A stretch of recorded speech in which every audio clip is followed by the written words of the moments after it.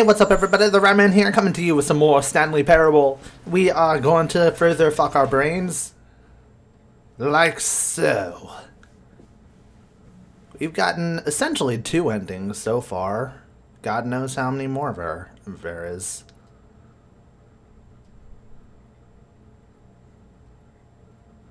I have no idea what to expect. No idea. But you guys are enjoying this, and I am enjoying it too. Of course, if we don't get past this loading screen, I might actually be concerned I literally did break the game before. This is the story. No, I already know about this, dude. All of his co-workers were gone. What could it mean? Stanley decided to go to the meeting room. Perhaps he had simply missed a memo. Alright, so we've done the confusion ending. We've gone through a lot of what we're supposed to do. When Stanley came to a set of 2 open doors, he entered the door on his left. We might as well go to the door on our left. Ooh. Room 413. Yet there was not a single person here either. Feeling a wave of disbelief, Stanley decided to go up to his boss's office, hoping he might find an answer there. The future was yesterday. Tomorrow is now. Yeah, I just can't help but just bask in how amazing this game is, how innovative it is, really. Coming to a staircase, Stanley walked upstairs to his boss's office. However, I refuse to do so.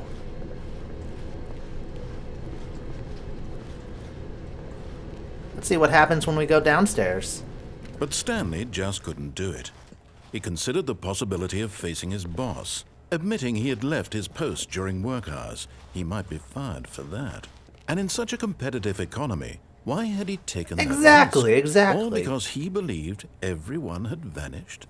His boss would think he was crazy. And then something occurred to Stanley.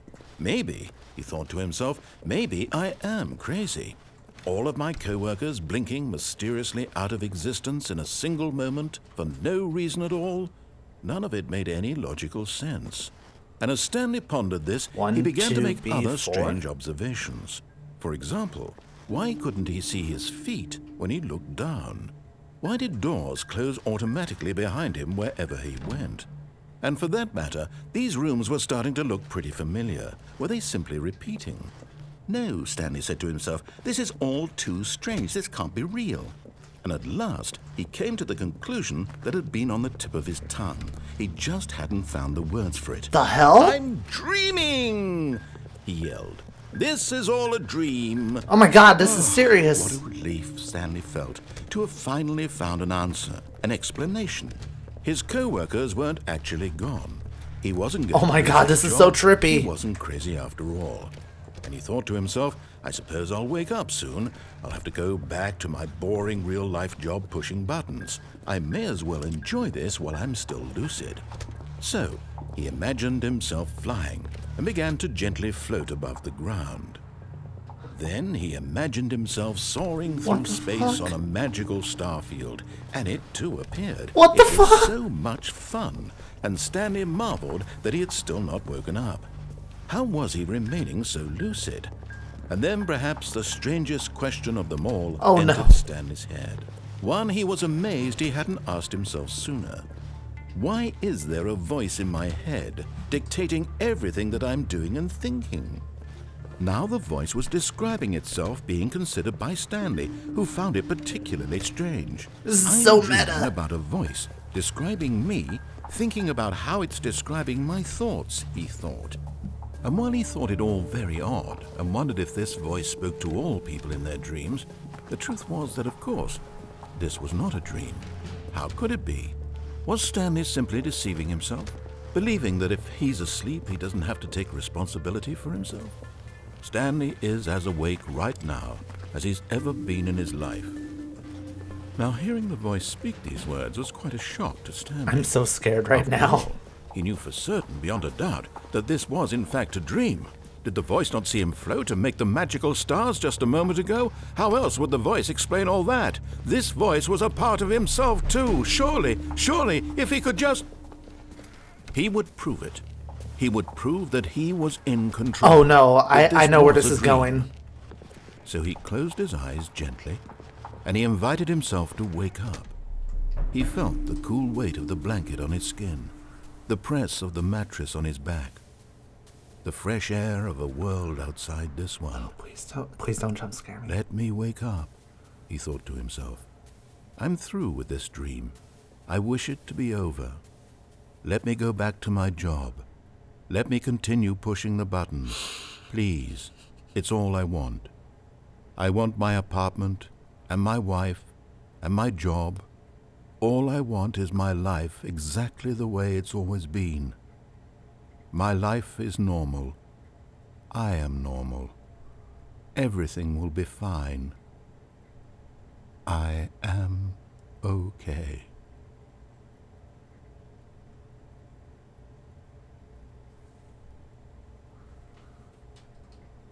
Stanley began screaming. Please, someone, wake me up. My name is Stanley. Oh, God. I have a boss. I have an office. I am real. Ah! Someone tell me I am real. I must be real. I must be. Can anyone? No! Who am I? Who am I? Ah! And everything went black.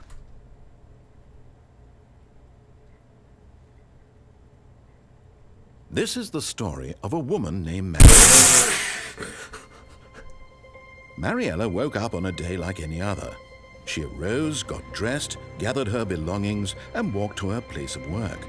But on this particular day, her walk was interrupted by the body of a man who had stumbled through town talking and screaming to himself, and then collapsed dead on the sidewalk. Oh my God. Although she would soon turn to go call for an ambulance, for just a few brief moments, she considered the strange man.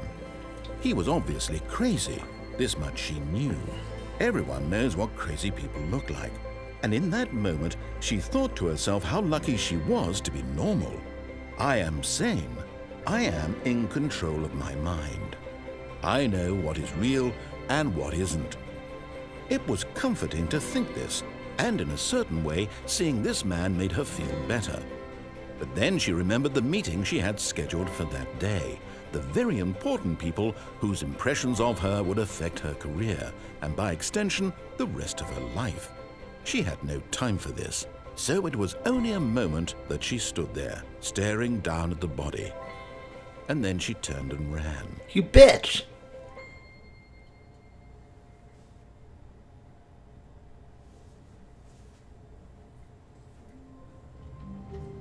Wow! That's one hell of a freaking ending. But Stanley simply couldn't handle the pressure. What if he had to make a decision? What if a crucial outcome fell under his responsibility? He had never been trained for that. No. This couldn't go anywhere except badly. The thing to do now, Stanley thought to himself, is to wait. Nothing will hurt me. Nothing will break me. In here I can be happy forever. I will be happy. Stanley waited. Hours passed, then days. I didn't even. I had a weird feeling I could do that. To tell. But the one thing he knew for sure, beyond any doubt, was that if he waited long enough, the answers would come. Eventually, someday, they would arrive. Soon, very soon now, this will end. He will be spoken to. He will be told what to do. Now it's just a little bit closer. Now it's even closer. Here it comes.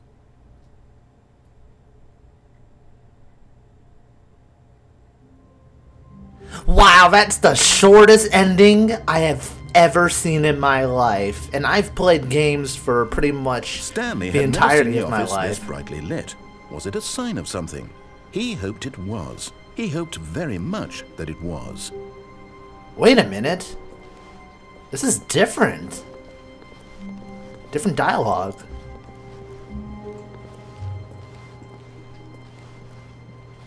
What's going on? When Stanley came to a set of 2 open doors, he entered the door on his left. I'm so confused. Yet there was not a single person here either. Feeling a wave of disbelief, Stanley decided to go up to his boss's office, hoping he might find an answer there. But you know what? We decided to take a trek into the broom closet. Stanley stepped into the broom closet, but there was nothing here, so he turned around and got back on track. Now, one of you guys told me that I should go in the broom closet because there was more dialogue that I actually missed, so we're going to stay in here until we hear it. There was nothing here. No choice to make, no path to follow, just an empty broom closet. No reason to still be here. It's a very nice broom closet, damn it. Why don't you appreciate the simple things in life? It was baffling that Stanley was still just sitting in the broom closet. He wasn't even doing anything. At least if there was something to interact with, he'd be justified in some way. I am justified. He's literally just standing there. I'm walking around. FA. I'm walking around, dude. I'm not just standing. Are you really still in the broom closet? Standing around doing nothing? Why? Please offer me some explanation here. I'm genuinely confused. I'm a silent protagonist. I can't.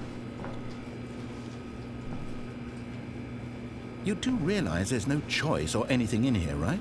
If I'd said Stanley walked past the broom closet, at least you would have had a reason for exploring it to find out.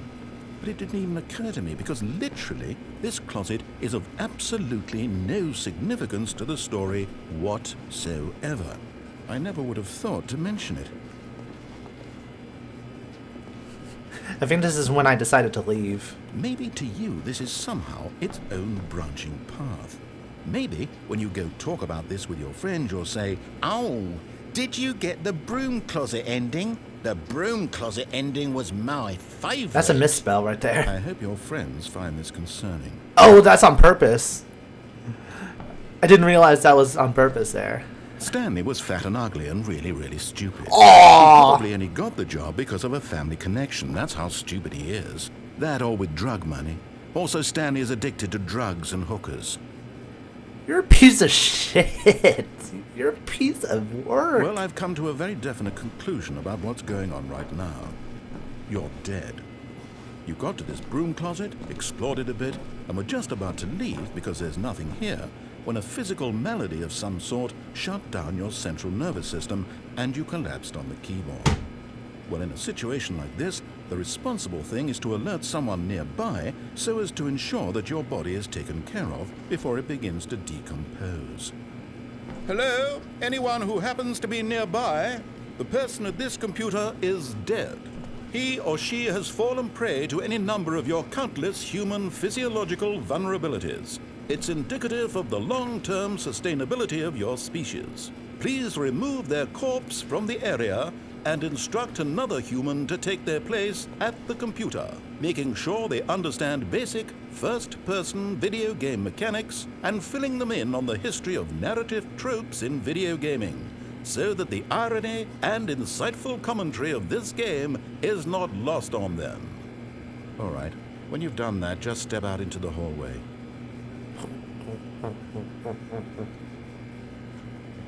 Hey everybody, my name is Jolene. My brother Joel kind of died from mysterious circumstances, so we're going to continue with the game here. Ah, second player. It's good to have you on board. I guarantee you can't do any worse than the person who came before you. Absolutely not. Coming to a staircase, Stanley walked upstairs to his boss's office. Okie dokie. Man, this is some fancy wallpaper. It's absolutely amazing sauce.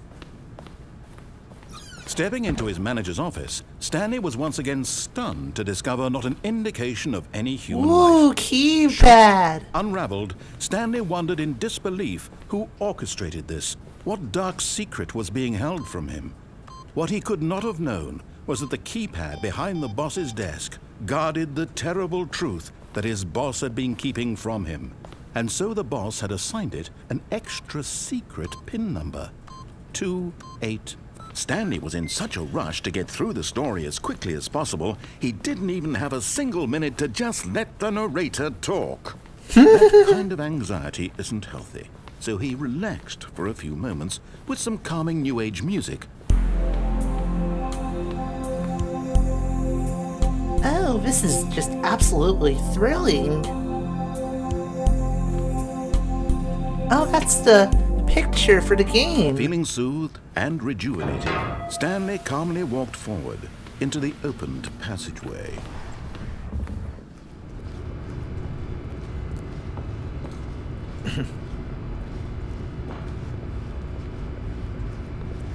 Oh my goodness, this game is amazing. I absolutely love this game. I can't believe I got 2 endings in such a short time, basically. So freaking dinky. Descending deeper into the building, Stanley realized he felt a bit peculiar. It was a stirring of emotion in his chest, as though he felt more free to think for himself, to question the nature of his job. Why did he feel this now, when for years it had never occurred to him? This question would not go unanswered for long. Stanley walked straight ahead through the large door that read Mind Control Facility. Although this passageway had the word Escape written on it, the truth was that at the end of this hall, Stanley would meet his violent death. Really?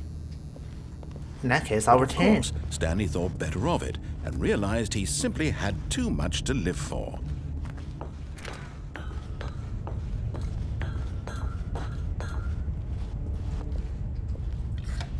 The lights rose on an enormous room packed with television screens. Ah, we're here. What horrible secret I did this recognize place that. hold? Stanley thought to himself.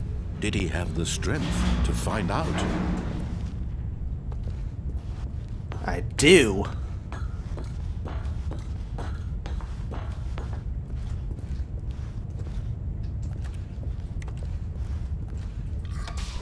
Now the monitors jumped to life, their true nature revealed. Each bore the number of an employee in the building, Stanley's co-workers. The lives of so many individuals reduced to images on a screen, and Stanley, one of them, eternally monitored in this place where freedom meant nothing. Creepy. Very, very creepy. Big Brother is definitely watching. This mind control facility, it was too horrible to believe. It couldn't be true. Had Stanley really been under someone's control all this time? Was this the only reason he was happy with his boring job? That his emotions had been manipulated to accept it blindly? No, he refused to believe it. He couldn't accept it. His own life in someone else's control? Never! It was unthinkable. Wasn't it? Unfathomable. Was it even possible? Had he truly spent his entire life utterly blind to the world? But here was the proof. The heart of the operation. Controls labeled with emotions. Happy, or sad, or content. Walking, eating, working. All of it monitored and commanded from this very place. And as the cold reality of his past began to sink in, Stanley decided that this machinery would never again exert its terrible power over another human life. For he would dismantle the controls once and for all. Of course, I don't know where to do that. I'm guessing facility power. What is this?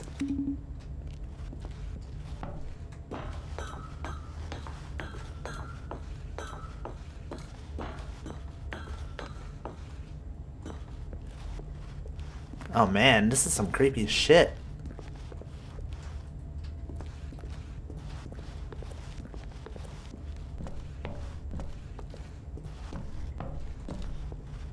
Alright, so we're going into facility power? Mind control status offline.